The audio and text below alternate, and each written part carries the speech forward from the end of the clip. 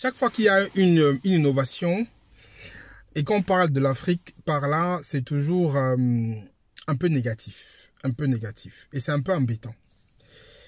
Déjà, avant de parler de ça, je vais parler un peu du cas, par exemple, vous savez, depuis des années, avec les téléphones qu'on utilise, qui a du matériel dedans, qui est extrait des mines en RDC qu'on dénonce tous les jours, où c'est des jeunes enfants, en fait, qui exploitent ces mines-là, avec dans des conditions inhumaines, mais que tout le monde, en fait, dans le monde, la majorité du monde occidental, est au courant, mais continue à utiliser les téléphones, à utiliser les matières premières pour faire le téléphone.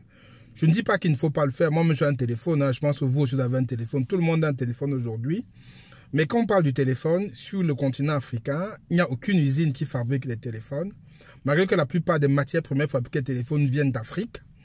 Et juste quand on parle de téléphonie, on parle toujours que c'est les matières fabriquées de téléphones qui viennent d'Afrique et que c'est mal exploité. C'est toujours en mal, en fait. Et ça commence un peu à devenir lassant. Et je pense pas que ce soit prêt de s'arrêter, puisque de toute façon, il faut bien exploiter quelque part pour pouvoir faire produit d'un autre côté.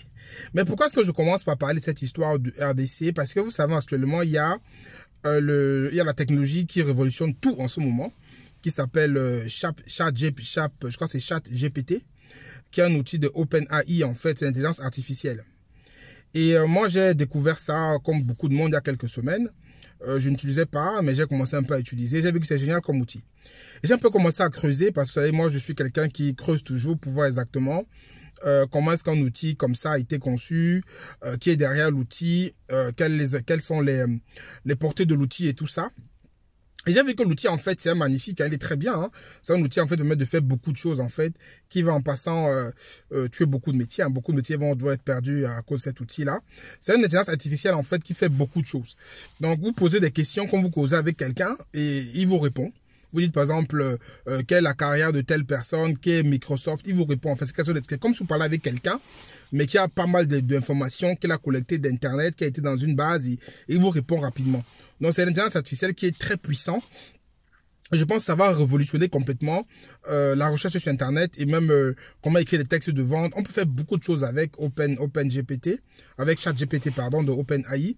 Mais ce qui est marrant quand même derrière, c'est que quand j'ai vu l'origine, comment ça a été construit, je me suis rendu compte en fait qu'il y a une société qui s'appelle Sama, une société comme ça, qui est basée au Kenya et qui a travaillé donc pour ceux qui ont créé cet outil-là, qui est financé aujourd'hui par Microsoft. On dit que cet outil-là, qui s'appelle OpenAI, ils veulent lever plus de 29 milliards en fait, et que Microsoft va s'engager à donner 10 milliards. Donc c'est un truc qui est énorme. Et tout ça derrière, pour pouvoir créer cet outil-là, depuis 2015, ils sont appuyés sur une société qui s'appelle Sama, qui est basée au Kenya, et qui a employé des travailleurs africains, donc kenyans, entre 1,32 $ et 2 $ de l'heure. Basé sur la performance et sur le travail. Je trouve que c'est quand même très mal payé, c'est de l'exploitation en fait.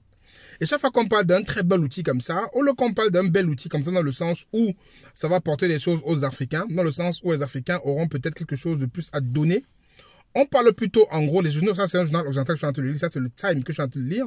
Le Time parle plutôt de l'Afrique via ces outils-là, toujours en mal. J'ai fait une vidéo il y a quelques jours où j'ai parlé d'un inventeur africain qui a fait beaucoup de choses en fait, qui a vraiment créé une télé qui marche sans électricité, qui a créé un avion, un hélicoptère pardon, qui décolle, une voiture sans quoi. Ben, les journaux occidentaux n'en parlent pas. Ils n'en parlent pas, ils n'en parlent pas du tout. Pour là, c'est une invention qui est énormissime, qui est très bien. Mais ils n'en parlent pas. Mais quand une innovation comme OpenAI qui sort, ils en parlent totalement en bien. Quand ils veulent parler de l'Occident, mais quand on veut le ramener par rapport à l'Afrique, on parle tout de façon toxique. Mais pourquoi? Mais pourquoi? Et déjà, d'abord, pourquoi est-ce qu'il faut toujours ramener ça?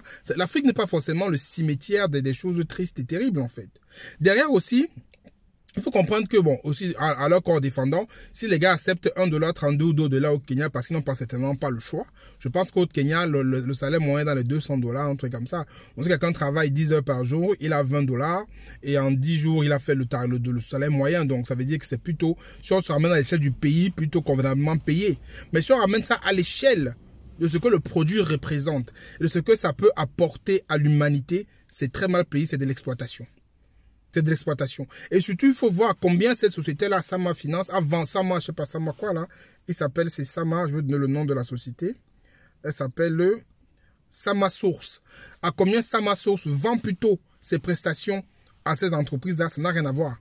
C'est comme, ça revient encore au même problème tout le temps, même de nos matières premières qu'on prend en brut et qu'on fait x5, x10 lorsqu'elles sont transformées. On a un réel problème de ça en Afrique, des matières premières. Donc là, c'est quelqu'un qui est en Afrique, qui prend notre matière première, qui a le cerveau des gens, qui prend à 2 $. Peut-être qu'il ira vendre aux gens de OpenAI peut-être à 10 $ ou 12 $, je ne sais pas. Non, c'est le même problème. Donc, je pense qu'il faut arrêter ça. Il faut qu'on comprenne que l'Afrique n'est pas forcément le cimetière des inventions. L'Afrique n'est pas forcément les petites mains qui vont créer des produits. En Afrique, il y a de grands inventeurs. En Afrique, il y a de grands savants. En diaspora, même aussi, il y a des Africains qui sont très brillants. Pourquoi ces journalistes, ces journaux n'en parlent pas tout le temps? Et lorsqu'on va sortir une invention ou quelqu'un va sortir quelque chose de génial, dès qu'on parle de l'Afrique dedans, on va parler d'un truc à mal. Ils sont partis exploiter. Ils ont parti... Non, c'est pas. Il faut qu'on arrête ça. Il faut qu'on arrête ça. Donc, je voulais partager ça avec vous pour que vous compreniez quand même que OpenAI, c'est très bien. Moi, je suis d'accord que c'est un truc qui est super bien.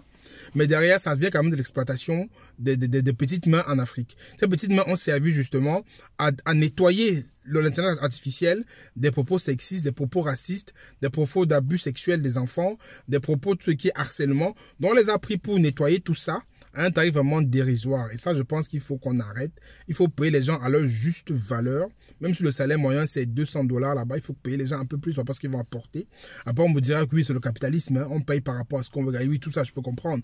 Mais il faut que ces journaux occidentaux arrêtent de pouvoir ramener toujours une superbe invention qu'on parle de l'Afrique, toujours de l'exploitation, toujours de trucs faibles et tout ça. Ce n'est pas que ça qui est en Afrique. Parlez par exemple de l'inventeur que j'ai dit la semaine dernière, qui peut faire fonctionner une télé sans électricité. Parlez de lui.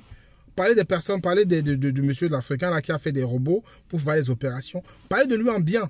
Mais ils vont seulement parler de l'Afrique aux inventions avec un truc qui est toujours négatif. Je pense qu'il faut qu'on arrête. Donc comprenez que OpenAI c'est bien, mais derrière, c'est les petites mains africaines qui ont permis que ce soit mis à jour. Et ceux doit les mettre en avant. Même si on parle d'eux en mal, sans eux, il n'y aurait pas eu cet outil-là.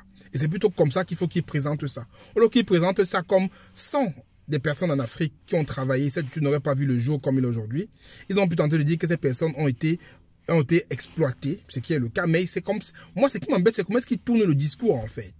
Au lieu de dire que c'est grâce à eux que ça a vu le jour, ils vont plutôt faire comprendre que l'Afrique, c'est la misère, que c'est gens qui étaient dans la misère, qui ont accepté des tarifs de misère pour pouvoir faire un travail aujourd'hui qui est valorisé. Non, il faut qu'on arrête la façon de véhiculer le message. Ça peut vraiment changer les choses. Voilà un peu ce que je vais partager avec vous aujourd'hui. Je vous rappelle toujours pour ceux qui sont à Dakar, hein, j'ai une conférence le 4 février à Dakar. Donc pour réserver vos places, le lien est là en bas.